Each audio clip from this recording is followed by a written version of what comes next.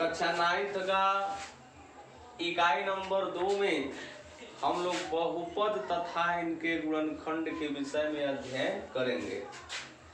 कक्षा 9 में यह बहुपद तथा गुणनखंड जो दिया है यह 6 में, 7 में, 8 में आप लोग बहुपद व गुणनखंड के विषय में पढ़े हैं। कक्षा 9th में भी आपको बहुपद तथा गुणनखंड पढ़ना है, लेकिन 9th में बहुपद से रिलेटेड प्रश्न आते हैं। बहुपद का पहचान पूछता है, वह बहुपदों का मानक रूप, वह बहुपदों को हमें आरोही अवरोही क्रम में करने के लिए भी आता है। इसको हम देखें तो सबसे पहले बहुपद पढ़ने से पहले हम पढ़ेंगे चर अचर। तो बच्चों, चर का मतलब होता है जिसका मान हम परिवर्तित करें, यानी अंग्रेजी वर्णमाला के जो अक्षर होते हैं उन्हें चर के नाम से जानते हैं। इसके पहले हिंदी वर्णमाला के अक्षरों का प्रयोग बीजगणित में होता था। तो जब हिंदी वर्णमाला के अक्षरों का प्रयोग बीजगणित में होता था तो होता क्या है, आप प्रयोग करें। छोटे क्लास में बच्चे प्रवेश करने मात्र ही ए से लेकर जेड तक पढ़ना शुरू कर देते हैं, लेकिन क से ज्ञ तक पढ़ने में वो काफी उनको लंबा समय लगता है। तो कुछ विचारकों ने, कुछ गणितज्ञों ने इस पे विचार किया और सोचा कि क्यों नहीं हम बीजगणित बनाने के लिए अंग्रेजी वर्णमाला के अक्षर का प्रयोग करें, और अंग्रेजी वर्णमाला के अक्षर का प्रयोग करेंगे और यह आसान बन जाएगा।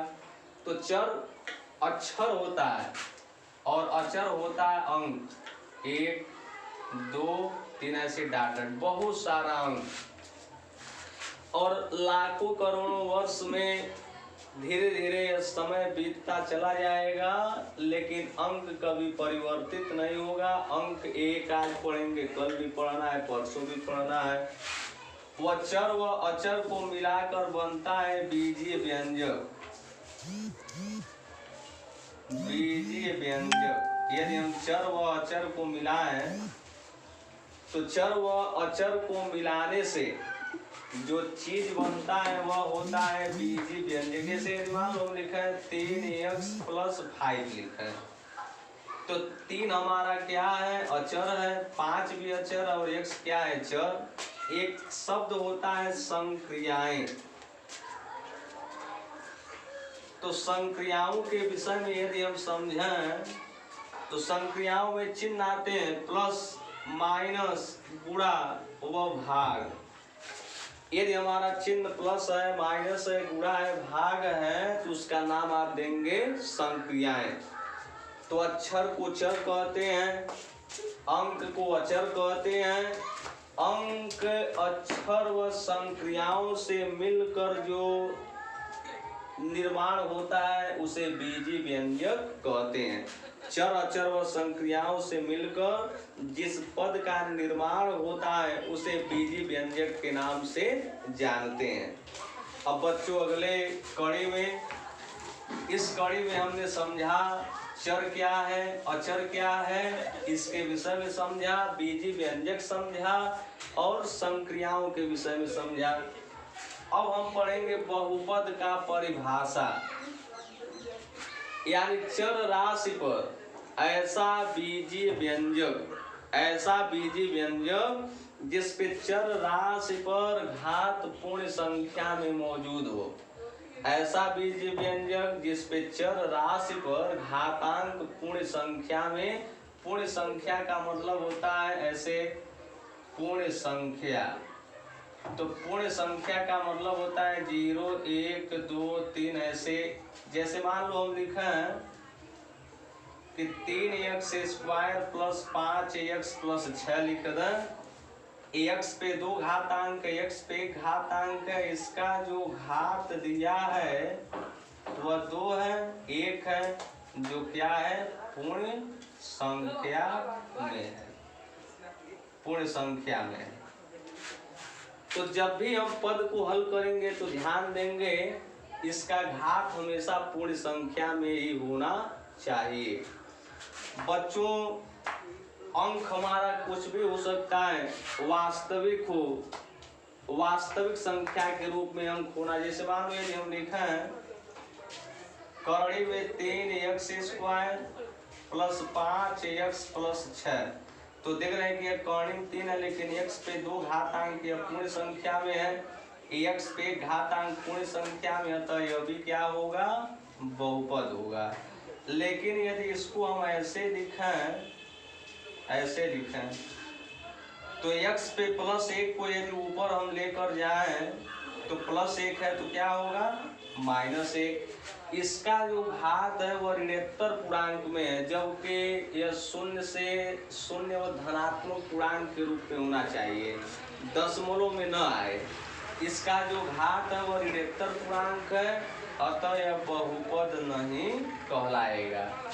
तो इस तरीके से आप लोग बहुपद के विषय में जान गए, किसे बहुपद कहते हैं, किसे बहुपद नहीं कहते। यदि कोई अक्षर यदि हर में दिया है तो आप उसे अंश में ले जाएंगे, उसका घातांक कतई माइनस में नहीं होना चाहिए, दशमलव में नहीं होना चाहिए। यदि वह माइनस में और दशमलव में होता है तो वह कतई हमारा बहुपद नहीं होगा। हमेशा चर राशि पे जो घातांक हो, शून्य हो या धनात्मक पूर्णांक में मौजूद हो, लेकिन उसका घातांक कभी भी माइनस में न हो, वह दशमलव में न आए, एक पूर्ण संख्या में मौजूद हो, उसे बहुपद कहते हैं। अब बहुपद के ही कड़ी में हम समझेंगे। जैसे मान लो हमने लिखा 3, ऐसे 3 लिखा, तो इस 3 को हम कहेंगे शून्य बहुपद। इस 3 को हम क्या कहेंगे, शून्य बहुपद। यदि मान लो इसी में हमने अक्षर लगा दिया तो x अक्षर पे एक घात है, इसको हम कह सकते हैं कि रैखिक बहुपद। ऐसे भी हो सकता है रैखिक बहुपद। 2x + 1 3y + 2 4z + 5, यह रैखिक बहुपद है, यह भी रैखिक बहुपद है, यह भी रैखिक बहुपद और यह भी। यानी कहने का अर्थ है कि चर राशि पे हमेशा घात कितना आए, 1 आए। अब यदि ऐसे दिया है 3x² + 5, x पे सर्वाधिक 2 घात है, इसे हम कहेंगे द्विघात बहुपद। यानी चर राशि पर सर्वाधिक 2 घातांक है और सर्वाधिक 2 घातांक होने के नाते इसका नाम क्या होगा, द्विघात बहुपद।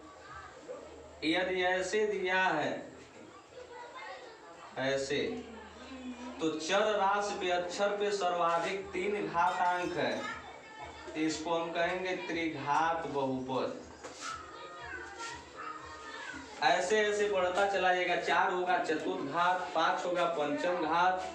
तो यदि कोई अक्षर न हो, शून्य बहुपद। 2x, x पे 1 घातांक है, x y z कोई भी अक्षर आ सकता है, उस पे यदि 1 घातांक है तो रैखिक बहुपद। चर राशि पे सर्वाधिक 2 घातांक है, द्विघात बहुपद, और चर राशि पे सर्वाधिक 3 घातांक है, त्रिघात बहुपद। ऐसे बहुपद का नाम चलता चला जाएगा। अब करेंगे क्या, हम बहुपदों को मानक रूप में लिखना, यानी स्टैंडर्ड फॉर्म में। मानक रूप में कैसे लिखेंगे, मानक रूप में जैसे मान लो हमारा एक सवाल दिया है कि 4x² + 5x दिया है प्लस 6x³ दिया -7x पे 6 घातांक +7 दिया। इसको हमें मानक रूप में आरोही क्रम में लिखना है। आरोही क्रम के बाद हमें लिखना है अवरोही क्रम में।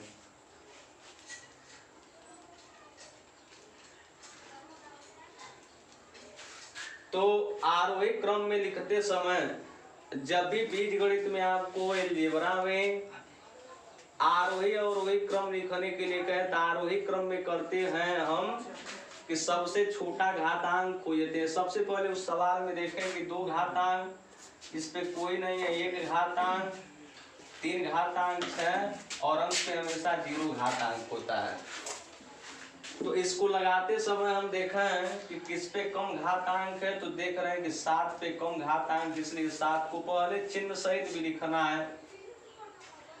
उसके बाद इन चारों में सबसे कम घातांक यह है, तो प्लस है, तो प्लस 5x पे 1 घातांक, 1 घातांक पर से 2 घातांक का नंबर आएगा 4x², 2 घातांक के बाद 3 घातांक का नंबर, 3 घातांक के बाद 6 घातांक का नंबर। देखो 0 1 2 3 6, और वही में बड़े को पहले छोटे को बाद में घात में। देखो -7x पे 6 घातांक plus 6x³ plus 4x² plus 5x+7। तो बच्चों करते हैं कि यदि बहुपद में, यदि मानक रूप में यदि कहता है कोई बहुपद हमारा दे दिया, तो मानक रूप में जब कहता है तो करते हैं कि घातांक में छोटे घातांक को पहले ऐसे देखो, घातांकों का बढ़ता हुआ क्रम है, यह घातांकों का घटता हुआ क्रम, यानी इसका मतलब है छोटे से बड़े में, इसको बड़े से छोटे में। इस रूप में यदि आप लिखते हैं तो यही मानक रूप कहलाता है। अब हम यदि ऐसे लिखें,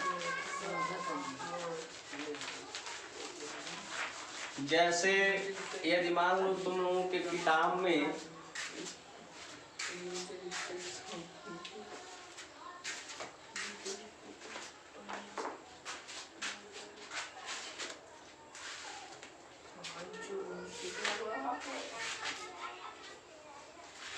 यदि आपके किताब में एक इस तरह सवाल दिया होगा आपके बुक में, मनोहरे में या एनसीईआरटी में, फिलहाल अभी मेरे हाथ में मनोहरे का किताब, उससे मैं आपको पढ़ा रहा हूँ।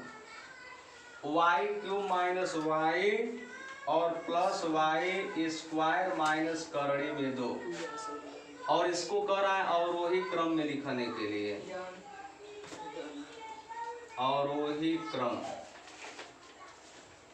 तो इसको हमें अवरोही क्रम में लिखना है, तो सबसे बड़ा घात पहले, उसके बाद y² माइनस y और माइनस करड़ी में, चूंकि करड़ी का मान 1/2 होता है, और 1/2 को जो पॉइंट में हम चेंज करेंगे 0.5। तो यदि इस तरह सवाल कहीं होगा तो आप इसको ऐसे लगाएंगे। बहुपद है या नहीं, जैसे यदि मान लो हम बहुपद का पहचान बताएं, जैसे यदि मान लो ऐसे दिया, एक पद 5x है तो एक पद, 2x + 3 है तो 2 पद, 3x + 5y + 6, एक पद 1 2 3, ऐसे एक पदी व्यंजक, द्विपदी व्यंजक, त्रिपदी व्यंजक, चतुष्पदी व्यंजक। हम पद को गिनते जाएंगे और गिनने से वह बनता हुआ चला जाएगा। तो बच्चों पहले पाठ में आपको कुछ नहीं करना है, आरोही अवरोही क्रम में लिखें, बहुपद का पहचान लिखें, वह बहुपदों में कौन एक पदी व्यंजक है, कौन द्विपदी व्यंजक है, कौन त्रिपदी व्यंजक है, उसका पहचान आप लोग विशेष रूप से लिखिए। अब अगले वीडियो में हम लोग थोड़ा चर्चा करेंगे बहुपदों का जोड़ घटाना, गुणा व भाग पर।